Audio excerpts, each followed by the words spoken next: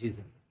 आज राष्ट्रीय आपदा प्रबंधन अधिकरण और Haryana state disaster management authority के निर्देशन में फ्लड रिलीफ बाढ़ राहत के लिए जो है मॉक एक्सरसाइज की गई।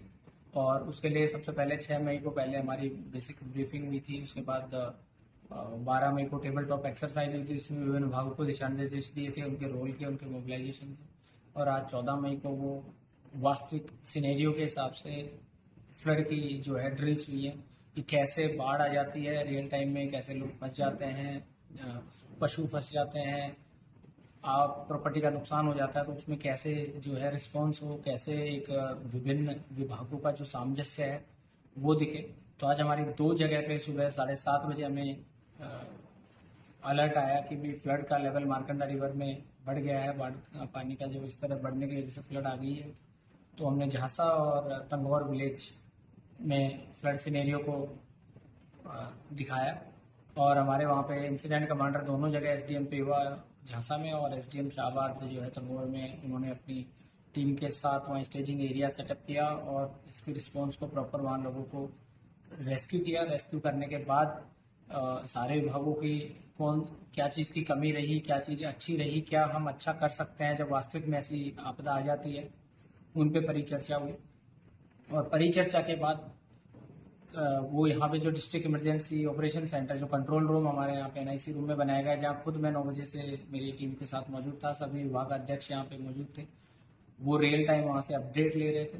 तो यहाँ पे आज हमारा 1 बजे फीडबैक सेशन हुआ, जिसमें एनडीए में से ब्रिगेडियर गुरुंग ने हमें गाइडेंस करी। और विभिन्न जिलों में 14 जिलों में, ये जहाँ पे हरियाणा में फ्लड प्रोन जो जिले हैं, उनमें एक्सरसाइज एक साथ हुई थी, जिसका टेलीकास्ट भी हुआ था ताकि कंट्रोल रूम से हम देख सकें कि क्या चीज़ें चल रही हैं। जो यहाँ पे फीडबैक में आया, वो फीडबैक में जो चीज़ें निकल गई है उसको हमने नोट किया है। सभी विभागों को निर्देश दिए हैं कि आगामी जब हमारा जून से मानसून सत्र शुरू हो जाएगा, और हमने पिछले 3 वर्षों में 2 बार फ्लड हमने मार्कंडा रिवर में देखी है, जिससे काफ़ी जो है हानि भी हुई है। तो हमारा जो रिस्पॉन्स है वो 2 साल के अनुभवों को लेते हुए हम बेटर करें। साथ ही इस ड्रिल से हमने और जिलों से भी सीखा है, हमने आपस में भी सीखा है, और जो सुझाव आए हैं उनको हम अमल में लाएंगे ताकि आगे जो है हमारी टीम पूरी तरह तैयार रहे। और इस तरह की जो एक्सरसाइज है उससे सबसे बड़ी चीज़ ये होती है कि हम आगे लगातार सीखते हैं और लगातार हमारी जो कैपेसिटी है वो बिल्ड होती है, ताकि कहीं भी किसी भी पोजीशन पे हम रहें, इन चीज़ों का हमें पहले से रहे कि ऐसा होगा तो ऐसा कर सकते हैं, ऐसा कर सकते हैं। तो ये बड़ी अच्छी एक्सरसाइज रही। इसके लिए मैं जो हमारे एफसीआर मैडम का भी मैं धन्यवाद करता हूँ। जिला प्रशासन की तरफ से, हरियाणा गवर्नमेंट की तरफ से एक मॉक ड्रिल का आयोजन किया गया। इसको देखते हुए हमारे को सूचना प्राप्त हुई कंट्रोल रूम के माध्यम से कि गौर गाँव में बाढ़ आ चुकी है और कुछ परिवार डेरे में और गाँव में फंसे हुए हैं, उसको वहाँ से निकाला।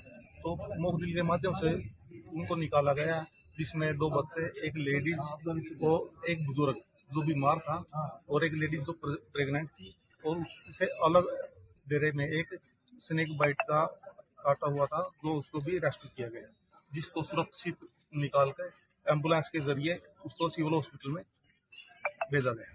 तो पुलिस की बड़ी अहम भूमिका में रहती है ऐसी आपदाओं में, खासकर जैसे एसडीआरएफ टीम के बाद। इस विषय में क्या कहेंगे? पुलिस को ट्रेनिंग दी जाती है इसके लिए? सर, इसके लिए जो एसडीआरएफ की टीम है, इसमें सभी जवान है जो कोर्स क्वालिफाइड है फ्लड से रिलेटेड। कोई इसमें डीप डाइवर भी हैं, और सारे के सारे जितने भी हैं सारे कोर्स क्वालिफाइड हैं। तो इसमें अलग से प्रशिक्षण दिया जाता है इनको। ये पहली बार फ्लड की तो मॉक ड्रिल हुई है, पहली एक्सरसाइज हुई इस प्रकार की, क्योंकि ये फ्लड बाढ़ ग्रस्त एरिया है। इसमें 2025 में भी बाढ़ आई थी, आपने पता 2023 में भी बाढ़ आई थी।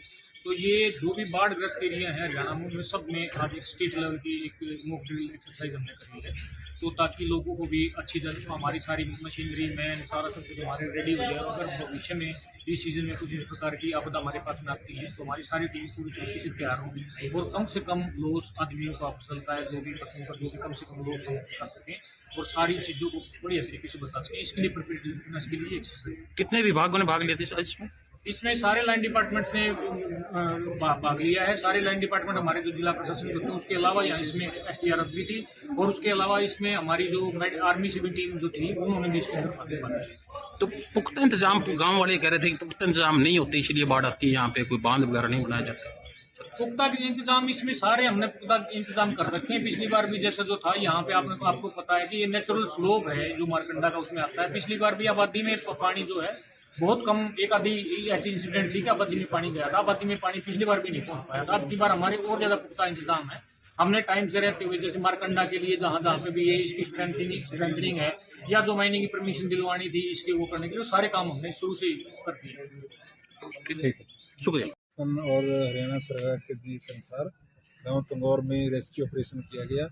इसमें 2 बच्चे, एक लेडीज जो प्रेग्नेंट थी और एक पेशेंट था जो दमा का और टीबी का उसको, और एक डेरा में जो स्नेक बाइट से पीड़ित था उसको रेस्क्यू करके सिविल हॉस्पिटल जो है शाहबाद के लिए रेफर कर दिया गया है। बाकियों को सुरक्षित स्थान कैंप में मार्कंडेश्वर मंदिर के लिए भेज दिया गया। तो इसी गांव को ही क्यों चुना गया? ये इसलिए चुना गया क्योंकि बरसात के मौसम में जो है ये लो लाइनिंग एरिया में पड़ता है। यहाँ पर पानी का भराव ज़्यादा होता है, हर साल यहाँ पर पानी आता है और इसलिए इसको चुना गया ताकि जो है रियल में जब इस चीज़ की आपदा हो तो माइंड में रहे भी कहाँ कहाँ से एग्जिट पॉइंट है, कहाँ पर एंट्री है, कहाँ पर सेफ जोन बना सकते हैं। सर, ये मॉक ड्रिल की गई है, कौन कौन से विभाग के कितने कर्मचारी शामिल?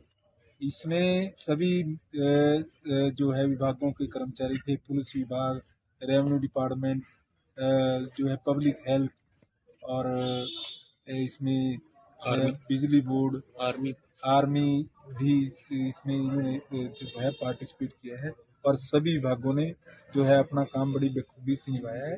प्राथमिकता क्या रहती है सबसे पहले ऐसे बाढ़ क्षेत्रों में जो लोग? बाढ़ में प्राथमिकता ये रहती है कि सबसे पहले उसको सुरक्षित स्थान पर ले जाया जाए ताकि उनको बेसिक एमिनिटीज, मेडिकल, फूड के बारे में इसको अवेलेबल कराया जाए। शुभ नाम, अपना पोस्ट?